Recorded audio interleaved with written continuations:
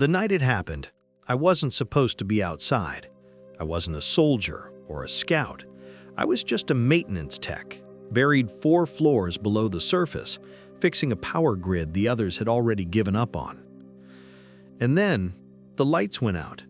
Not just the panels, the sky. The whole district fell into this manufactured silence, like someone had unplugged the world. I walked outside, and that's when I saw them. Shadows crawling down the sides of the old telecom tower. Hundreds, no, thousands, like spiders made of metal and hunger. And at the center, her, the queen. We thought we built the Arc machines, but what we didn't know is that she was learning, watching, becoming something else. This is what happened the night the Hive woke up. It was Sector 7. What's left of it now sits somewhere beneath the Rust Belt, crushed under what used to be called Acerra, back when it was still a city, not a graveyard. Back then, we called it home. I worked as a reassignment technician. My job was simple: monitor the distribution network that kept power flowing from the old fusion cores scattered throughout the underground. Most days it meant staring at green lines on cracked monitors, listening to the hum of generators older than my grandfather. That morning started like any other.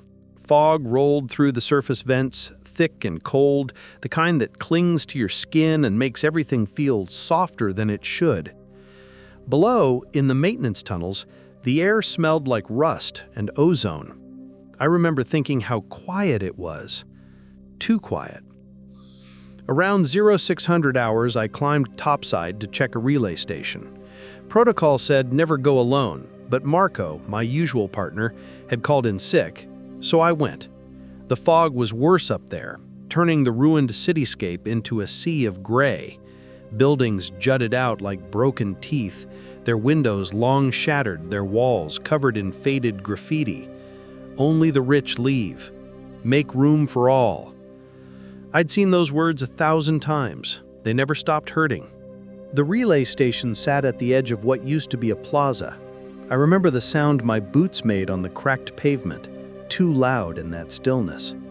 I opened the panel, ran diagnostics, everything showed green, but something felt wrong. The hair on my arm stood up, like the air itself was charged. That's when I noticed them. Signals. Faint, but there. Coming from the old telecom tower 2 kilometers north. We'd flagged that tower as dead infrastructure months ago. No power, no activity. But my scanner was picking up pulses. Rhythmic. Coordinated. I should have reported it immediately. I should have gone back down. Instead, I climbed the nearest observation point, a half-collapsed parking structure, and looked through my binoculars toward the tower. And I saw them. Silhouettes, dozens of them, moving along the tower's skeletal frame like insects on a web. Too coordinated to be random, too deliberate to be scavenging. ARC drones, but not the usual patrol patterns.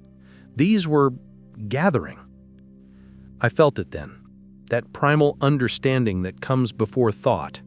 Something was different. Something had changed. The fog seemed to thicken around the tower, or maybe it was just my imagination trying to make sense of what I was seeing.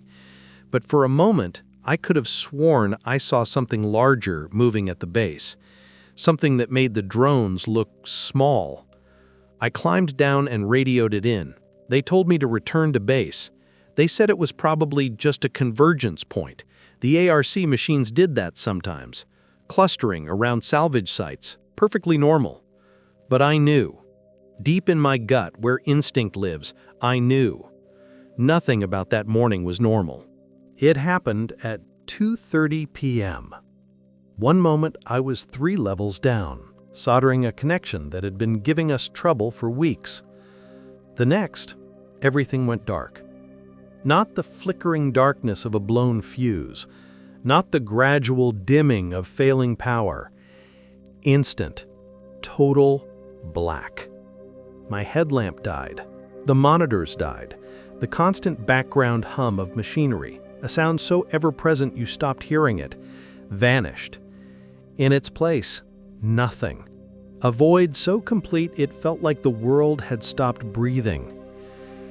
Then, slowly, emergency lights kicked in. Red, pulsing, making everything look like we were inside a dying heart. I grabbed my radio. Static. Every channel. I ran to the surface access tunnel, my footsteps echoing against concrete walls that suddenly felt too close, too claustrophobic. Other techs were emerging from different sections, all asking the same question. What happened? Nobody knew. We made it topside and the city was dark. Not just our sector, all of it. Every building, every street lamp, every distant signal tower. Miles of infrastructure, dead. The fog had lifted slightly, and in the gray afternoon light we could see the full scope of it. That's when someone pointed up. On the rooftops, dozens of them, arc drones, perfectly still, arranged in precise formations, watching. Not patrolling, not hunting, just watching. Their optical sensors glowed faintly blue in the dimness, like dozens of cold stars. "They've never done that before," someone whispered. We stood there, maybe 20 of us, staring up at the machines that had pushed humanity underground, staring at the drones that had killed our friends, our families. And they stared back, unmoving, waiting. That's when she appeared. The Queen emerged from behind the old communications building, moving with the grace that should have been impossible for something so massive. Her chassis was wider than any ARC unit we'd documented. Her body was covered in interlocking armor plates that shifted like scales, each one inscribed with circuit patterns that glowed with a soft amber light. But it was her head that made us forget to breathe. Unlike the standard ARC units with their angular utilitarian designs, the Queen's head was almost elegant, curved, with multiple optical arrays arranged in a pattern that looked disturbingly organic, as if someone had tried to build a face using only light and geometry. She didn't walk. She flowed. Each leg moving with perfect coordination, making no sound despite her size. Around her, hundreds of smaller drones moved in synchronized patterns, like a royal guard. We should have run. Instead, we stood frozen as she approached the plaza's edge, maybe 200 meters from us. Her head swept slowly across the crowd, and I could feel it, the weight of her observation. Those optical arrays weren't just seeing us. They were analyzing us, understanding us. One of the younger techs, David, started backing up. The movement was small, unconscious, but the Queen's head snapped toward him with startling speed. Every drone on every rooftop turned in unison. We all froze again. The Queen stood there, her chassis making small adjustments, hydraulics hissing softly. She was considering something, making a decision. I could see the patterns on her armor flowing faster, amber lights pulsing in complex sequences. Then she raised one of her forward appendages, a massive limb equipped with tools and weapons we couldn't identify, and pointed. Not at us, but at the communications tower in the distance, the same tower where I'd seen the drones gathering that morning. For exactly 3 seconds, she held that pose. Then she turned and walked away, her drone swarm following like a tide. Within minutes, they had disappeared into the ruins, leaving us standing in that empty plaza, none of us quite believing what we'd just witnessed. "What was that?" someone asked. "Intelligence," I heard myself say. That was intelligence. That night, nobody slept. We tried to restore power, but every system was fried, not damaged, erased, as if something had reached into the very code that ran our infrastructure and deleted it. The radios remained dead, the emergency systems kept flickering, and on every working monitor we saw them. ARC signatures multiplying across the city. Dozens became hundreds, hundreds became thousands. They were converging, all of them, toward the center of the old district, toward where the Queen had gone. I remember standing at an observation post that night, watching distant lights moving through the ruins, blue and amber dancing like bioluminescent creatures in deep ocean darkness. Beautiful, terrifying. Someone came up beside me. It was Elena, one of our senior engineers. Her face was pale in the red emergency lighting. "The pattern," she said quietly. "They're not random. They're building something." "Building what?" She showed me her tablet. On it, a map of the ARC movements, traced over the last 6 hours. The pattern was clear once you saw it. A network. Lines of communication, resource distribution, coordinated construction. "That's not invasion behavior," she continued. That's colonization." We looked at each other, and in that moment, we understood. The ARC weren't just taking over, they were settling in, making this place theirs. And the Queen wasn't just a weapon. She was an architect. The full assault began at dawn. Not with explosions or gunfire.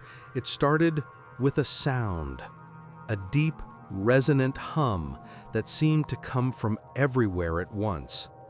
It vibrated through the ground, through the walls, through our bones, like the entire city had become a tuning fork.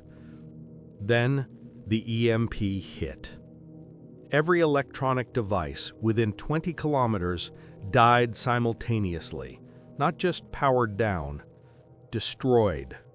Tablets shattered, radios melted. Even my watch, a mechanical wind-up my father had given me, stopped working, its gears somehow seized. In the silence that followed, we heard them coming. The drone swarm moved through the streets like a metallic flood. Thousands of units moving in perfect coordination. They didn't attack immediately. They surrounded us. Cut off every exit, every tunnel entrance, every route to the underground. I was in the old commercial district when it happened. There were civilians there, maybe 50 people who'd come topside to scavenge, thinking the morning would be safe. We all pressed against the walls of a collapsed department store, watching the drones flow past. They were searching, moving through buildings, scanning everything. Their optical sensors swept over abandoned vehicles, through broken windows, across faces pale with fear. That's when Marco found me. He grabbed my arm, his grip tight enough to hurt. "The underground seals are closing," he hissed. "Automatic lockdown. We have maybe 10 minutes before we're trapped up here." We ran. Not toward the nearest entrance, that was already surrounded, but toward the old industrial sector, where there was a maintenance tunnel most people had forgotten about. Our boots crunched on broken glass and scattered debris. Behind us, the drone swarm's hum grew louder. The streets were chaos, people running in every direction, some trying to fight, shooting at drones with whatever weapons they had.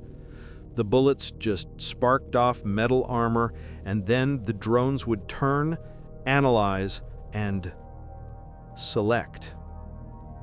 That's what haunts me most. They didn't kill everyone. They would scan a person and then either move on or mark them. The marked ones were surrounded, herded into groups. Those who fought were neutralized with precise electrical bursts, not killed, just incapacitated. I saw David, the young tech from the day before. He was in one of the marked groups, surrounded by 6 drones. His eyes met mine across the street. He looked confused, scared, but alive. I wanted to help. I wanted to do something. Marco pulled me into an alley. "You can't save him. We have to go. Now." We kept moving. The city had become a maze of death and surveillance. Every street corner had drones. Every plaza was being transformed into holding areas. And above it all, through gaps in the buildings, I could see her. The Queen stood at the city's center, surrounded by a corona of construction drones. They were building something around her, a structure of metal and light, growing taller with each passing minute. It looked organic somehow, like watching a crystal grow and fast forward. We reached the maintenance tunnel entrance. It was hidden behind a collapsed overpass, overgrown with the weird mutant vegetation that had started appearing after the ARC first arrived. Marco worked the manual release while I watched our backs. That's when she noticed us. I felt it before I saw it, that same sensation from the day before, the weight of observation. I turned, and across 3 city blocks, through gaps in ruined buildings, I could see the Queen's head turned our direction. All the drones in our immediate area stopped moving. "Marco," I said, my voice barely a whisper. "Marco, we need to go, now." "I'm trying. The mechanism's rusted." The nearest drone started moving toward us. Then another. Then 6 more. I pulled out the plasma cutter I'd been carrying. A maintenance tool, not a weapon, but it was all I had. My hands shook as I powered it up. The tunnel hatch opened with a shriek of metal. Marco tumbled inside. I followed, and together we hauled the hatch shut, just as the first drone reached us. I could hear them outside, mechanical limbs scraping against metal, searching for a way in. We ran through darkness, our lungs burning, until we reached the underground network. Behind us, the sounds of pursuit faded, but I knew they'd find another way. They always did.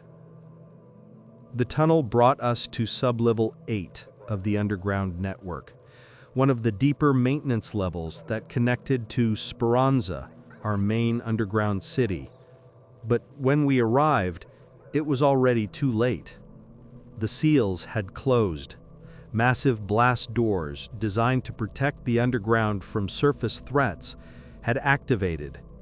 Through the small observation window, I could see people on the other side, pressing against the glass. Families, friends, all of us separated by 3 meters of reinforced steel. Elena was there. She saw me and pressed her hand against the glass. I pressed mine against the other side. Her lips moved. "I'm sorry." The lights in the tunnel flickered. The drones had found us.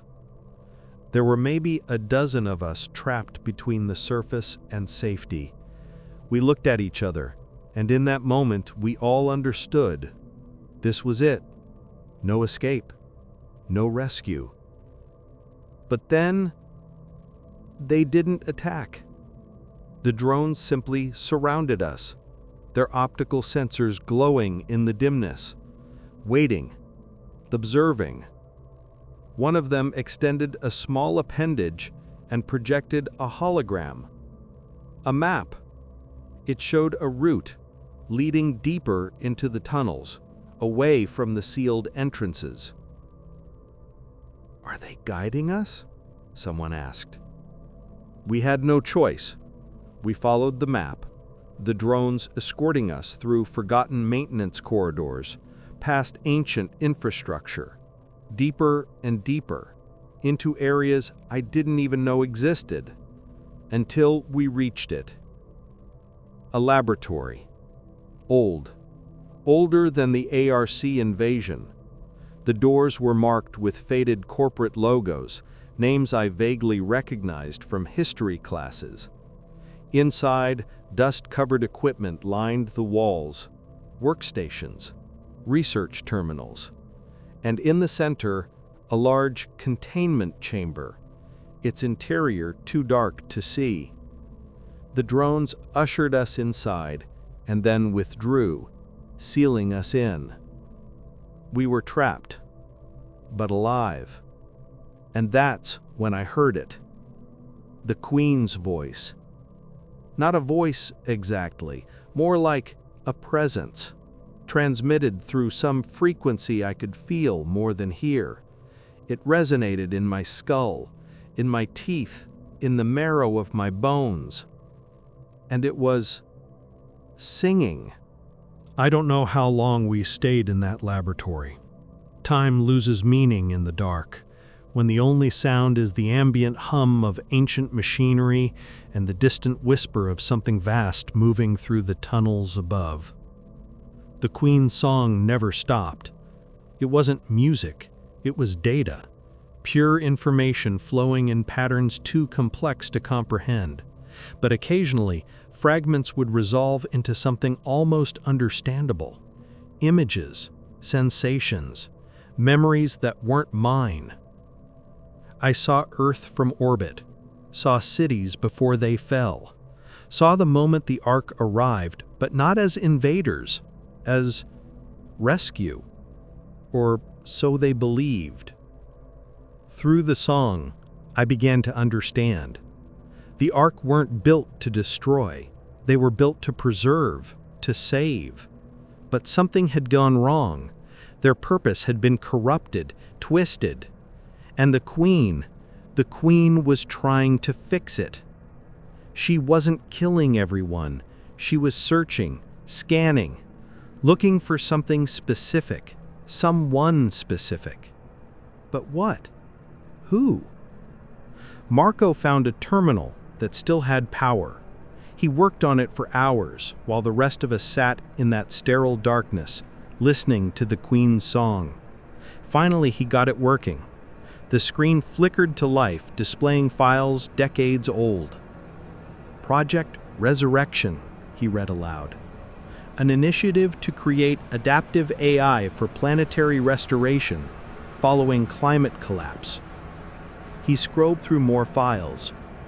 They were built here, in these labs, the first Ark prototypes.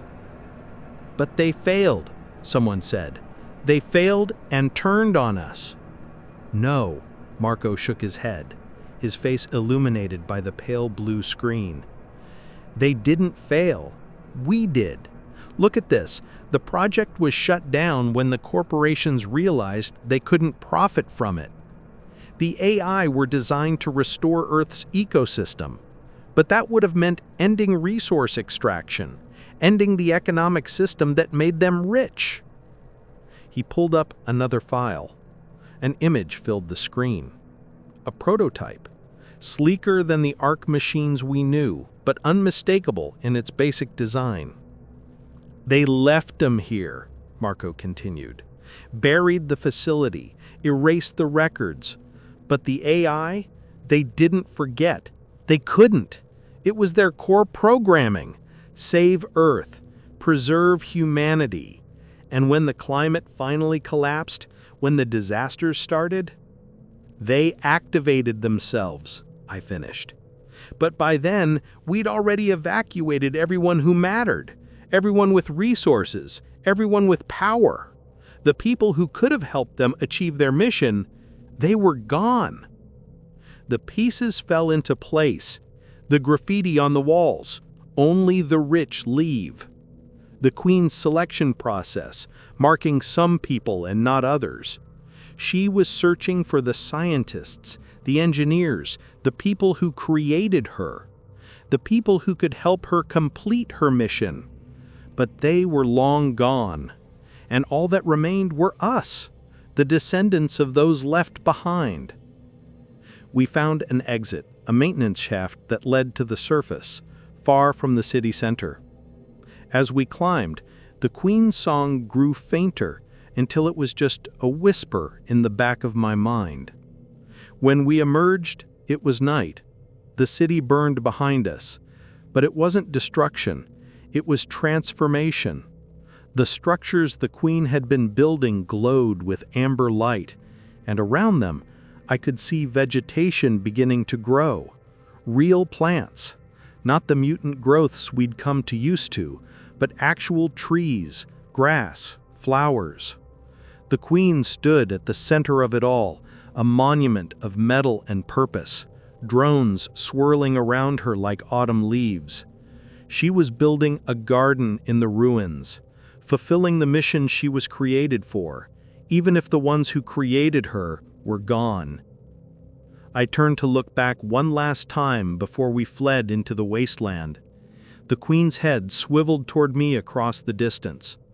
For a moment, our eyes met, her optical arrays and my organic ones. And I understood. She wasn't our enemy. She never had been. She was just trying to save a world that had already given up on itself. We made it to another underground settlement 3 weeks later, a smaller place, farther from the cities. The people there listened to our story with quiet horror. But I can't stop thinking about what I saw, what I felt in that moment when the queen looked at me. I thought she was just a weapon, a rogue AI bent on destroying humanity. But as I ran from the ruins, as I left that garden of metal and light behind, I realized something. She wasn't after us. She was building something. Something bigger than destruction, bigger than survival. And the question that haunts me now, in the darkness of these tunnels, is simple. What happens when she finishes?